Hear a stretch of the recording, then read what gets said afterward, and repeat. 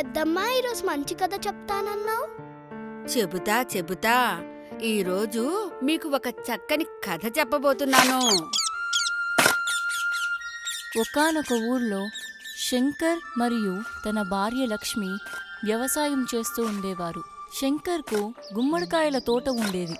శంకర్ ప్రతిరోజు ఆ తోటలో పని చేస్తూ ఉండేవాడు. ఒకరోజు తోటలో ఎవరో గుమ్మడికాయలను దొంగతనం చేసి పిచ్చి పిచ్చిగా తొక్కినట్టుంది.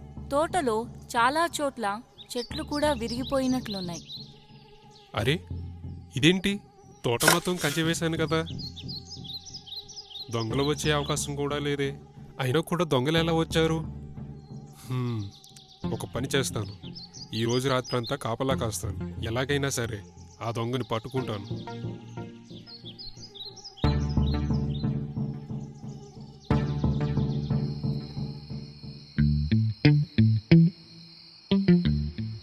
అలా అనుకొని తోటలో రాత్రంతా కాపలా కాస్తూ ఉండేవాడు.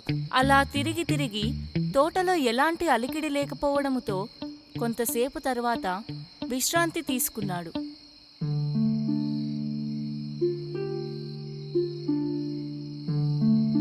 మరుసటి రోజు ఉదయం లేచి తోటంతా చూడగా తోటలో ఒక చోట గుమ్మడికాయలు మాయమయ్యాయి. ఇది చూసిన శంకర్ ఆశ్చర్యపోయి ఆ రోజు రాత్రంతా జాగారం చేసి ఎలాగైనా దొంగలను పట్టుకోవాలని నిశ్చయించుకున్నాడు. అనుకున్నదే తడువుగా ఆ రోజు రాత్రి మళ్లీ తోటంతా తిరుగుతూ కాపలా కాస్తూ ఉన్నాడు. అలా తిరుగుతూ అలసిపోయి విశ్రాంతి తీసుకుందామని నిద్రలోకి జారుకున్నాడు.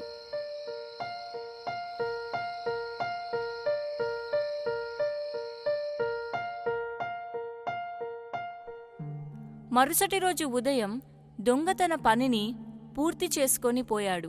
కాని తోటంతా ఎక్కడా కూడా తొక్కినట్టు లేదు.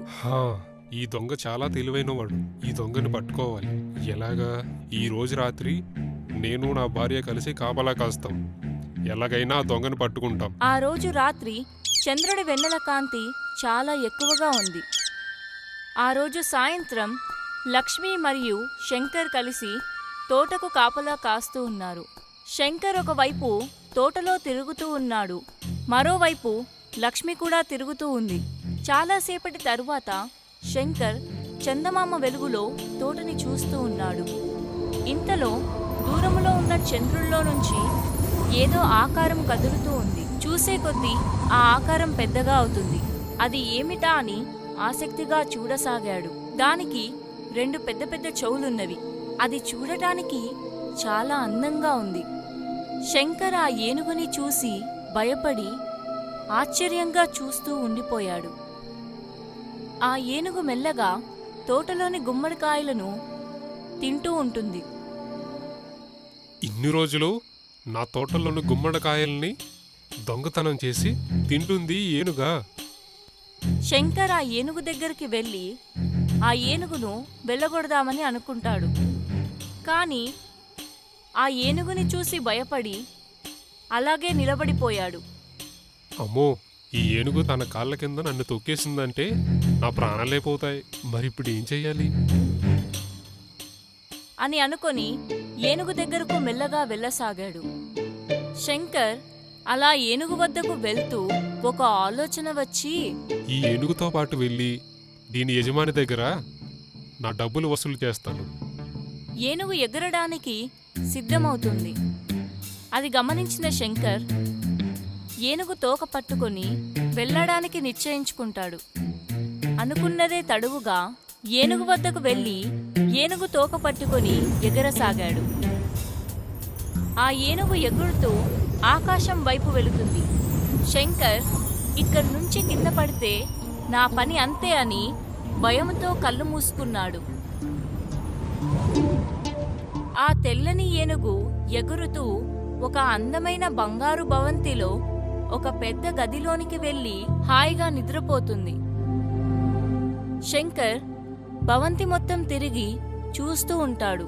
ఎటు చూసినా ఆ భవంతి మొత్తం బంగారం కనిపిస్తోంది. ఆ బంగారు భవంతిలో సుందరమైన ఉద్యానవనం ఉంటుంది. ఆ బంగారపు ఉద్యానవనములో బంగారపు పువ్వులు పండ్లు ఉంటాయి. శంకర్ అక్కడున్న పండ్లను తింటూ ఆనందపడతాడు. ఆ వనం మొత్తం బంగారపు పండ్లు, బంగారపు పువ్వులతో నిండి ఉన్నవి. అలా ఆ భవంతి అంతా తిరిగాక ఏనుగు ఎగిరే సమయానికి ఏనుగు తోక పట్టుకుని ఎగరసాగాడు.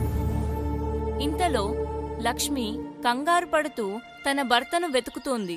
ఎంత వెతికినా కనిపించకపోవడంతో ఊర్లో ఉన్న వాళ్ళందరికీ తన భర్తను దొంగలు ఎత్తుకుపోయారని చెప్తుంది. ఊర్లో ఉన్న వాళ్ళందరూ ఈ విషయం గురించి చర్చించసాగారు. మరుసటి రోజు శంకర్ తన గదిలో నిద్రపోతూ కనిపిస్తాడు. అది చూసిన లక్ష్మి ఆశ్చర్యపోతుంది. లక్ష్మి తన భర్తను నిద్రలేపి అడగటం మొదలు పెడుతుంది. శంకర్ తన భార్యకు జరిగిన విషయమంతా పూసగుచ్చినట్టు వివరిస్తాడు. అది విన్న లక్ష్మి కోపముతో తన భర్తను, నువ్వు ఉట్టి మూర్ఖుళ్ళ ఉన్నావు.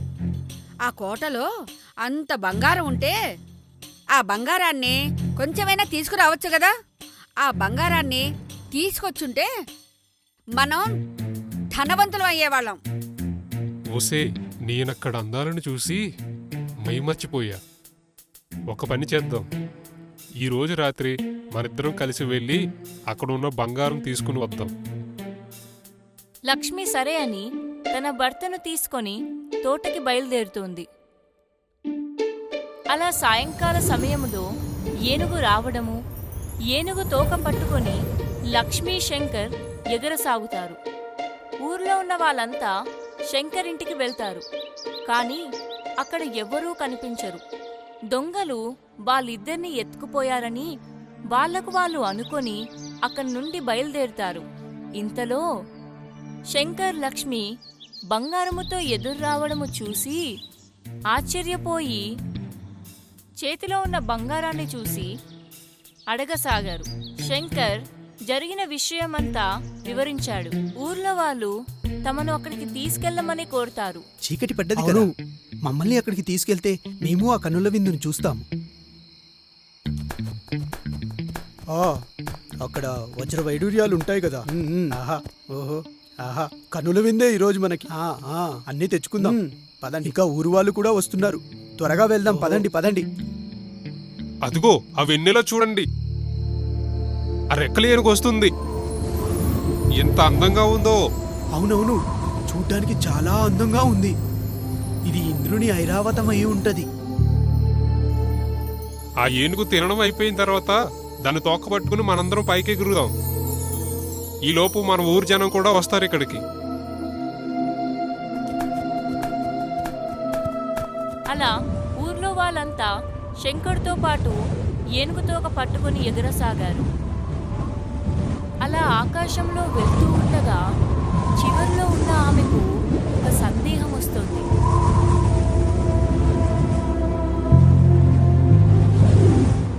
అక్కడ బంగారపు గుమ్మడికాయ ఎంత పెద్దగా ఉంటుంది? బంగారపు గుమ్మడికాయ చాలా పెద్దగా ఉంటుంది.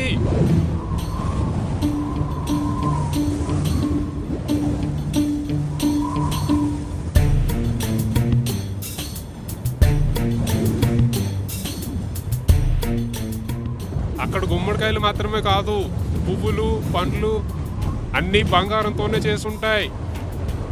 నేను అడిగేది బంగారపు గుమ్మడికాయ ఎంత పెద్దగా ఉంటుందని. నేను చెప్పింది నీకు అర్థం అవ్వట్లేదా? ఆ గాలి శబ్దానికి తను చెప్పింది అర్థమవ్వక రెండు చేతులు వదిలి, ఇంత పెద్దగా ఉంటుంది.